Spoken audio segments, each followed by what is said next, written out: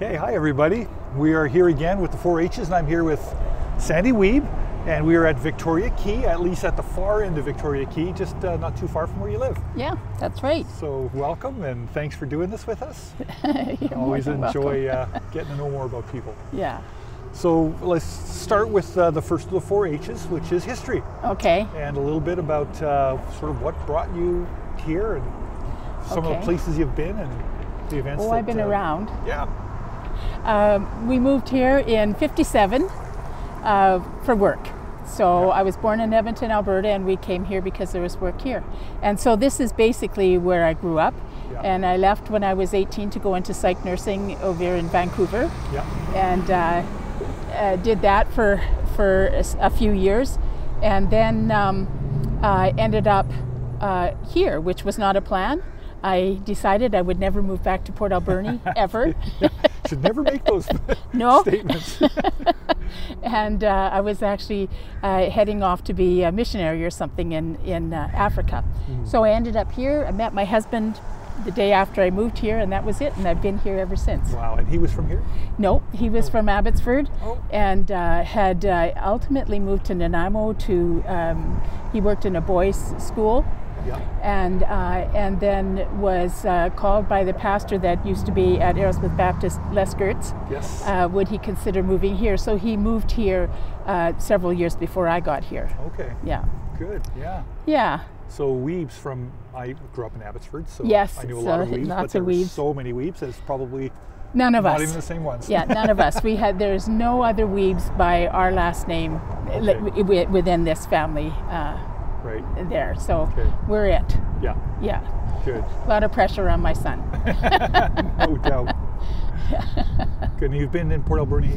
So yeah, I moved back here in 1978, 1977. 77. Yeah, okay. yeah. And like I say, met Jake then, and we married in '79. Yeah. And I've been here since. 79 is the year I graduated from high school. Oh. Yeah. Yeah.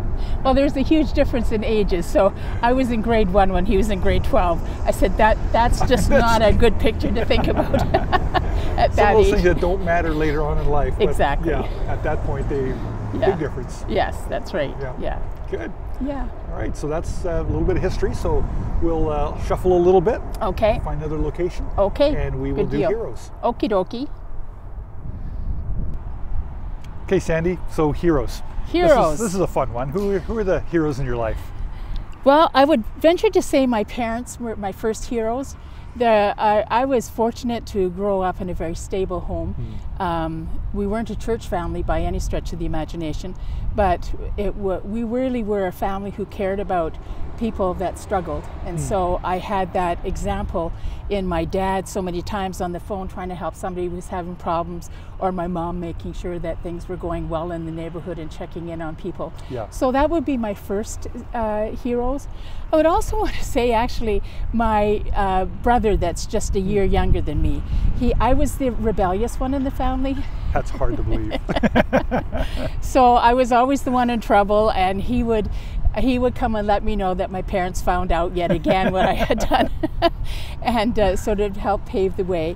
And then when I moved to Vancouver, I got into some trouble because I was trying to help people, and I met up with a fellow that was bad news, and in that situation, it was just really bad, and I was raped, and that meant that I saw myself in a bad perspective and started declining as far as how I lived my life out. Got involved with thieves and things like that. So, and I didn't know how to get out of it. Yeah. And my brother once again stepped in. He lived in Vancouver and was trying to help me be able to get out of that. And 1 year when in September it was time for school to start, and he had met some people who called themselves Christians. And so every day he would preach at me for 2 hours, and every day I thought, the poor schmuck doesn't know what he's talking about. I might as well listen to him, And and then he changed. Yeah. He was my brother and always looked out for me, but he had a mouth like a trucker, and he drank a lot, and suddenly I just saw this guy changing before me into just being transformed into this wonderful person. And that got me very interested. And so I started listening to what he had to say, because now I was interested. Yeah. And in 1972, shortly after I ended up surrendering my life to Christ. And my life just turned completely around, not because I thought I had to turn it around. It was just I had a totally different perspective that was just wonderful. I for the first time in many years, started to see there was hope, that I wasn't the piece of junk that I thought I was, that people actually cared about me just for me not doing anything. They just cared about me. He was involved with an organization called the Navigators. Yeah. That would be another hero in my life. Yeah. And I was involved with them for 5 years, and they taught me much. Yeah. They taught me much about God, much about the Bible, and just how to live a Christian life, because I didn't know how to do that. Yeah. And that's where all these people that just loved me for me. And so that was another hero. And then when I moved to Port Alberni and I ultimately met my husband, there again was another hero. This man, he was a very unique person, and but he lived what he believed in. I used to call him my walking Bible. Yeah. If I needed to know anything about the Bible, he knew where I wanted to go, and I felt like he was a real rock for me. And then also we had a pastor named Pastor Tim Bartell, was also a wonderful hero for me, and then Pastor Leland. Just men that I felt were very strong in not only their words, but in how they carried themselves out, the example that they led, and so that, I would say those really are basically my heroes. That's good. Yeah. Good, thank you. And transformed lives are such powerful stories. Yeah. Oh yes, yeah, absolutely. Good. Right. And I love hearing them. Yeah. Thank you for sharing it. Yeah. Good. Okay, so here we go with the interesting, a little bit more challenging one. Yes. The heartaches. So what you're comfortable sharing with us, Sandy? Yeah, I'm usually an open book. I found that the heartaches in my life have proved to be positive things in the end, but hard at the time. Yeah. So one of the biggest things that propels me to keep going is for people to be able to see and learn about the reality of the Lord Jesus. Yeah. That he's not just words, he's not just something that we believe in. And so as things have come across in my life, I've had the privilege of being able to see how God could use them. So when I was raped, that obviously is a horrific time, but one of the things that God did was used that time in my life to be able to help others see who have been in situations that are horrible like that, that God can give us the strength and I even want to say contentment afterwards, and peace to be able to move forward. And so that ends up being a time where it really was what I would call a blessing. Yeah. Wow. So that's one of the heartaches. Another one that was difficult as well for me was my dad was diagnosed with MS when I was 19.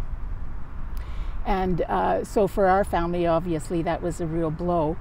And then shortly thereafter, when I was 22, is when I asked Jesus to come into my life and just to take over.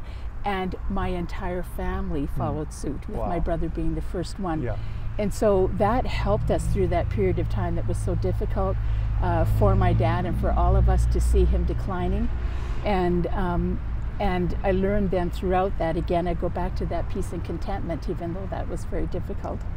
And then later on in my marriage, something had been revealed regarding my husband that was a dramatic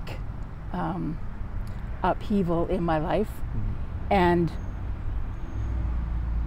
it was a time that was very, what's the word, where many people learned about it as well. Yeah. And so to try to live with that Yeah. and have people feel that I needed to do, to walk away from the marriage. And I remember very clearly, I just had that strong sense that God was indicated for me to stay and to see this through and to carry out a lifestyle again that would bring honor and glory to Him. And so I did, and I'm so thankful that I did, because I just saw my husband transform before me into this man who I was just so thankful that I had the privilege of being married to him. And so that was another big heartache that was really difficult, because that was a many years long to walk out through that. And then I guess I would say the last heartache would be that he was killed in a motor vehicle accident 2 years ago. And what was, again, for me, was obviously, I mean, you're dealing with the death of somebody you love, but over top of that was it felt like I was being held by God to be able to get through it, and not just plow through it, but to get through it with a joy and a peace and a contentment that is remarkable to me, because it's not something that I could concoct myself. Yeah. And so that would be the last, I would say, the last heartache. Yeah. And just to be able to move on, being very often overwhelmed with the real presence of God in my life, and His love of me and His taking care of me. And just the fact that He's moved me to a wonderful place here in town, and where I have opportunity to be able to get to know other people and see how can I serve them or encourage them or that kind of thing. Yeah. So I would say those That's are good. Those are the biggest ones. Well, thank you. You know, my parents went through major upheaval in their marriage too. And Yes. same sort of thing. Everyone told my mom, you need to just walk away from this. Yes. You've got every right to. And she just felt God was saying, no, I've got something better yet. Hang in there. Wonderful. And, you know, coming from the perspective of the children in that relationship, I am so grateful that they worked it out and found God at the core of the best years yet to come ahead of them. Yes. That was great for me to see. Yeah, that's right. And that really was a very important aspect for us as well, is how was this going to impact the kids. And we always were a family that we didn't hide things. We could talk about what was going on, and so obviously that was very difficult, but just the fact that we were able to hang in there together and then grow in an awesome way, is just been very wonderful. Good. That's awesome. Yeah. Thank you. You're welcome. All right, last one, Sandy. Hopes. Hopes. What are the hopes you're holding on to? So, you know, in looking over my life and coming to see what has been the most important thing as time has gone on, and then living now in this time of COVID, and just how that's impacting people around me, I have to say that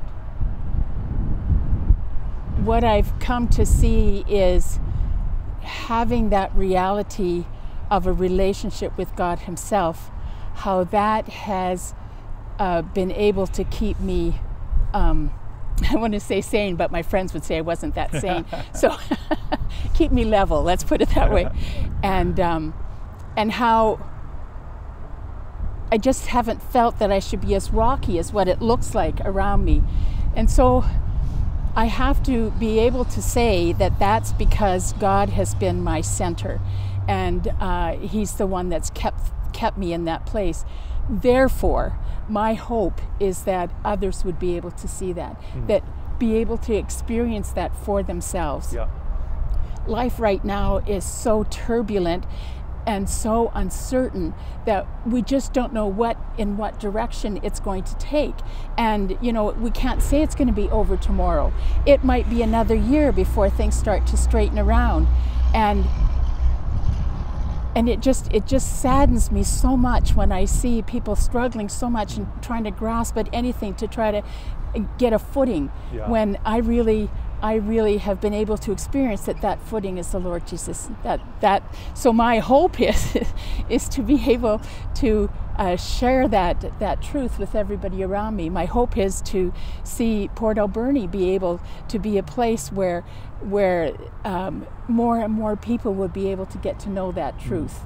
And so that would be my biggest hope, you know. And then I look at my kids, so that my kids would have a deeper relationship with Jesus Christ, and my nieces and nephews in my life, the same thing. They all know God, but it would just to grow deeper as we all do. So that's a big one. When I see for our church just being in transition right now, and what direction are we going to go in, and just for people that also are just really feeling that separation from each other. And so that is a hope too, is that people would sense that strength. Even though we can't be together physically, spiritually, we can have that connection. So that's Good. where I pretty much see my hopes to be at. That's great. I share a lot of those hopes with you, for sure. There we are, Good. Well, thank you so much. It's been fun. You're more than welcome. Beautiful day out here today. And what a great spot that you have to live right outside your door. I get to see right through there, and all the time. It's wonderful. That's great. Good. Thank you.